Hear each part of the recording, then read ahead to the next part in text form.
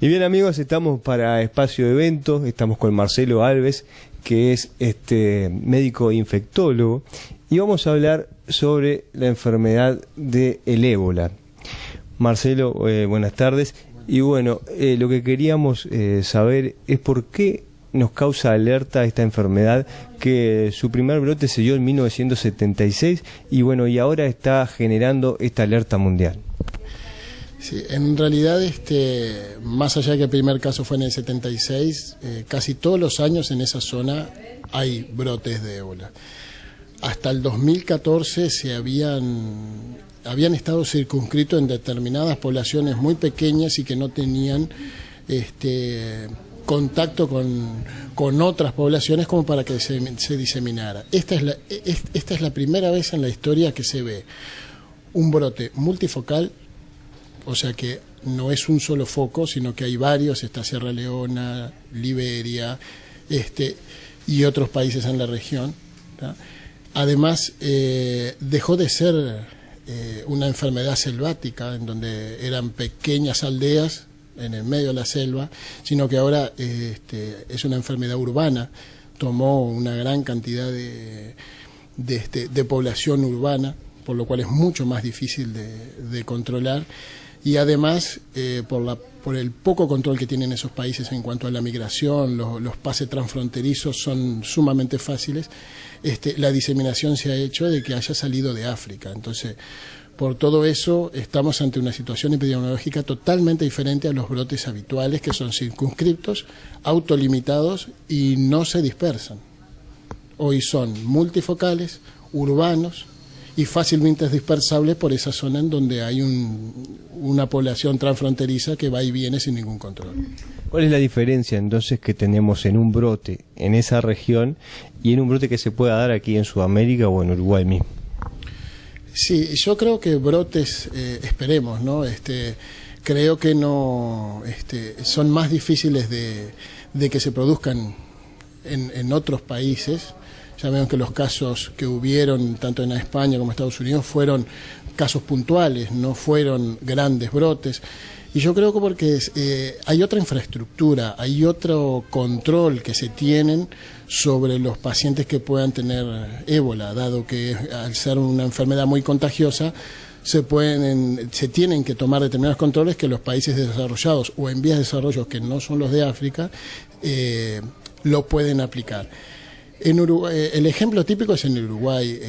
Antes de este brote de ébola que ha terminado con la población de médicos y de personal de salud realmente en Sierra Leona y en Liberia, en Liberia había un médico cada 86.000 personas, ¿tá? Eso es como que para todo Montevideo hubiera 15 médicos, cosa que no es así. Acá hay un médico cada 129 personas. Como que se lograría controlar un poco más el tema. Entonces, el personal de salud va a tener las personas van a tener mucho más recursos y personal de salud a su disposición, que va a hacer que los brotes sean circunscritos y que se hagan las cosas adecuadas para poder controlar ese brote. ¿Se puede decir hoy que hay un medicamento específico? ¿Hay algo como para decir, bueno, con esto podemos combatir la enfermedad? En realidad se está estudiando. Ya tiempos atrás ya han probado varios medicamentos como el Zetamap o como algunas vacunas, inclusive suero de pacientes, al igual que se hacía antes con la hepatitis B, los sueros de pacientes que sobreviven a la enfermedad se les extrae y se les inyecta a los pacientes que están enfermos. Pero esto es todo muy experimental.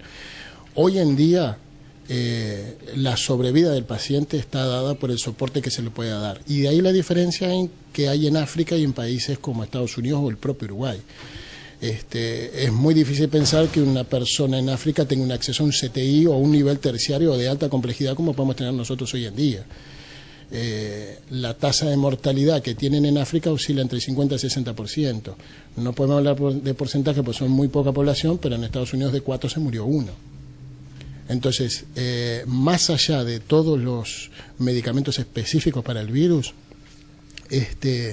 Lo más importante es el soporte que se le pueda dar al paciente, la buena hidratación, el mantenerle la presión adecuada, el mantener la vía aérea permeable, todo lo que eso para, disculpe la interrupción, para conocer un poco la enfermedad, ¿cuáles son los síntomas que presenta una persona que la tiene?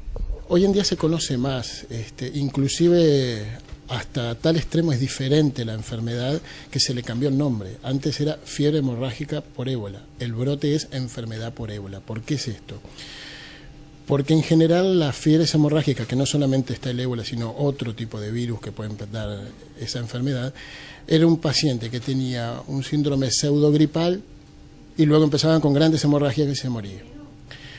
En este brote no se presentan así, sino que se presentan con dolores articulares, dolores musculares, como cualquier infección viral, y luego comienza con vómitos y diarreas. ¿Ya? Esa sería una etapa temprana de la enfermedad. Una etapa más tardía puede o no llegar a aparecer las hemorragias, que es hemorragias a nivel nasal, a nivel ocular, a nivel de diferentes mucosas, con los vómitos, con la diarrea con sangre, y eso lo lleva a una pérdida masiva de líquido dentro de los vasos y a un shock que es lo que lo va a llevar a la muerte. En realidad es una enfermedad compleja en cuanto que no se conoce mucho todavía. Recién ahora se está empezando, a pesar de que tiene más años de lo que uno pueda pensar, recién ahora se está conociendo un poco más la fisiopatología de esta enfermedad, de por qué se produce la enfermedad. ¿Tá? Pero en general da como una gripe, porque da como una infección, como cualquier infección viral, y luego un cuadro digestivo alto con náuseas y vómitos, y un cuadro digestivo bajo con diarrea. En general es así. Pero una cosa importante que hay que destacar es que si nosotros vemos esa sintomatología, cualquiera puede tener ébola, ¿no? Entonces todo el mundo tendría ébola y ahí sería una psicosis. Entonces, lo fundamental, más allá para hacer el diagnóstico de ébola, es que venga de una región donde hay ébola. O sea, si yo tengo un paciente que tiene esos síntomas, pero viene, póngale, de Portugal, no tengo por qué plantear un ébola. ¿Tá? Y más allá de eso, que venga de una zona donde hay ébola y que haya estado en contacto con el ébola.